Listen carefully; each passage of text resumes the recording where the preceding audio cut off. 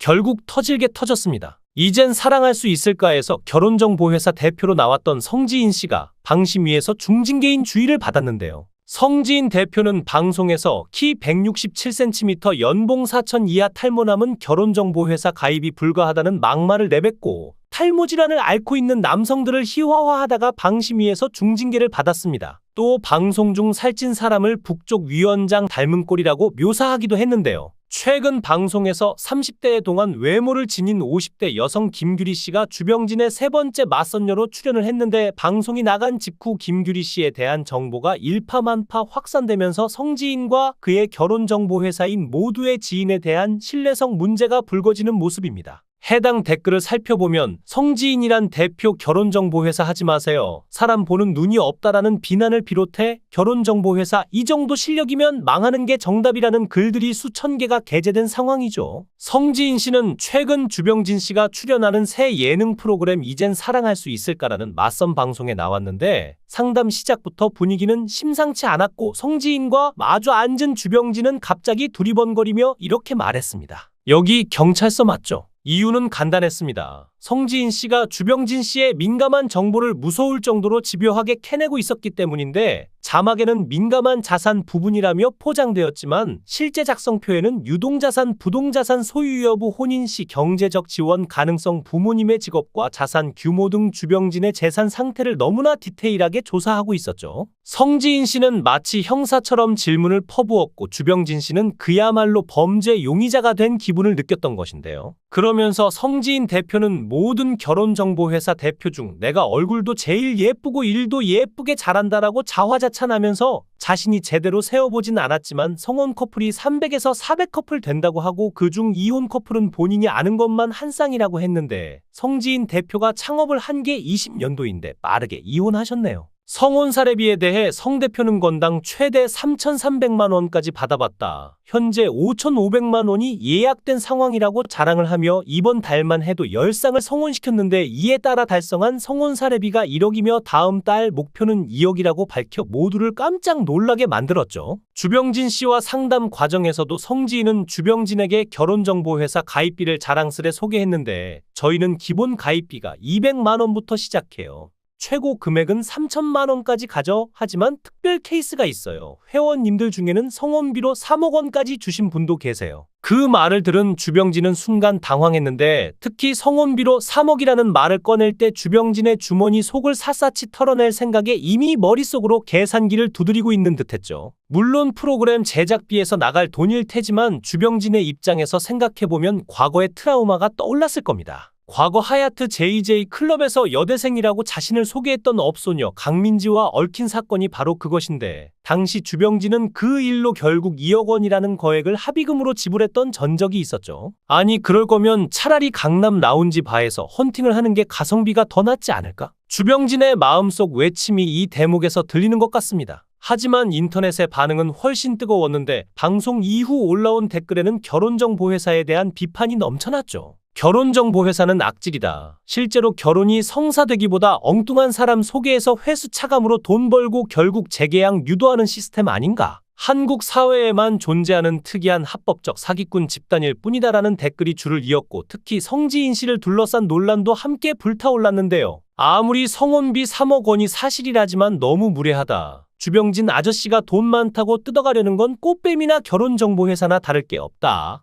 그리고 성지인 씨에 대해서도 이렇게 주장했는데 성지인 아줌마는 1984년생인가? 아니면 1985년생인가? 그런데 본인도 결혼 못한 노처녀라던데 이상형이 박보검이라고 말하고 다닌다더라. 결혼을 못하고 자녀도 없는 상태에서 주병진 씨 같은 돈 많은 남자를 통해 성혼비라는 명목으로 돈을 뜯어내려는 것 아니냐는 비판이 쏟아졌죠. 그런데 성지인 대표에 대한 비난의 절정은 방송에서 인플루언서 김규리 씨를 주병진 씨의 세 번째 맞선녀로 소개하면서 불거졌는데요. 주병진은 동안 외모에 놀랐던 세 번째 맞선녀 김규리를 선택하지 않았는데 도대체 김규리에게는 어떤 숨겨진 문제가 있었던 것일까요? 많은 시청자들이 주병진의 진심을 보고 응원하기 시작했는데 가장 외모로 주병진의 마음을 사로잡았던 맞선녀는 세 번째 김규리였죠. 주병진의 얼굴에서도 웃음기가 가득했지만 뭔가 촉을 느꼈는지 혹시 결혼한 적이 있냐고 골프를 치던 중에 물어보는데 벌써 이혼한 지 17년이란 말에 놀라는 주병진은 리얼로 당황한 모습이었는데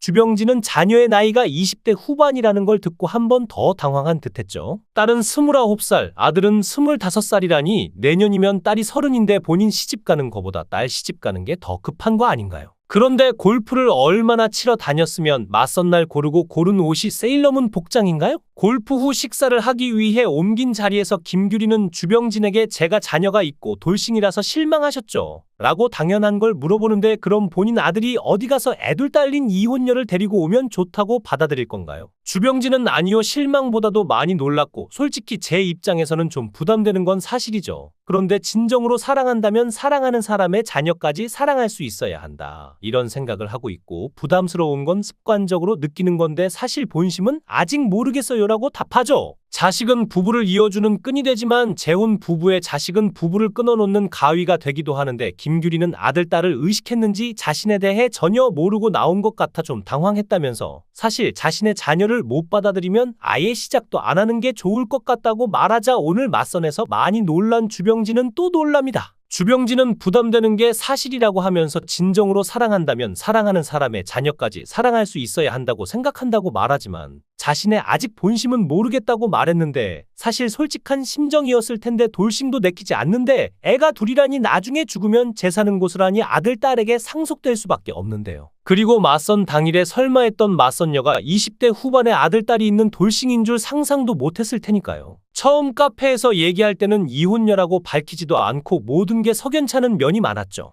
세 번째 맞선녀로 나온 김규리는 30대 동안 미모로 한눈에 주병진의 마음을 사로잡았지만 그녀의 충격적인 과거가 드러나면서 시청자들의 엄청난 비난과 비판을 받고 있는데 주병진 씨가 사업을 오래 해서인지 맺고 끊는 게 분명하고 꽃뱀에 한 번 물려서인지 리스크 관리를 잘하는 것 같습니다. 주병진이 맞선 상대자로 한 가지 조건을 고른 것은 자녀가 없어야 한다였는데 결혼정보회사가 사기친 것이 아니냐는 말들이 나오면서 주병진의 실망한 눈빛이 역력했는데요. 문제의 김규리는 방송이 끝나자마자 자신의 소셜미디어에 공구사업 홍보 게시물을 올리며 논란의 중심에 섰고 누리꾼들은 즉각적으로 반응했죠. 아니 이건 뭐 결혼하러 나온 게 아니라 자기 장사하러 나온 거잖아. 주병진 아저씨가 무슨 걸어다니는 홈쇼핑 채널입니까? 결국 김규리 아줌마는 공구사업 홍보를 위해 방송에 나왔다는 의혹에 휘말렸고 그녀를 소개한 결혼정보회사 성지인 대표 역시 비난의 화살을 피할 수 없었죠. 누리꾼들은 댓글에서 성지인과 김규리를 가리켜 돈에 환장한 아줌마들이라고 칭하며 날카로운 비판을 이어갔습니다. 결혼정보회사 대표라는 사람이 사업 홍보에만 열을 올리고 정작 매칭 실력은 엉망진창이네요. 분위기 매칭을 못하는 걸 보면 자격이 없는 거 아닌가요? 결혼정보회사 시스템 자체에 대한 불만도 터져나왔죠. 결혼정보회사는 애초에 진정한 사랑을 찾는 곳이 아니라 재산 확인하고 돈 냄새 맡는 곳이었네.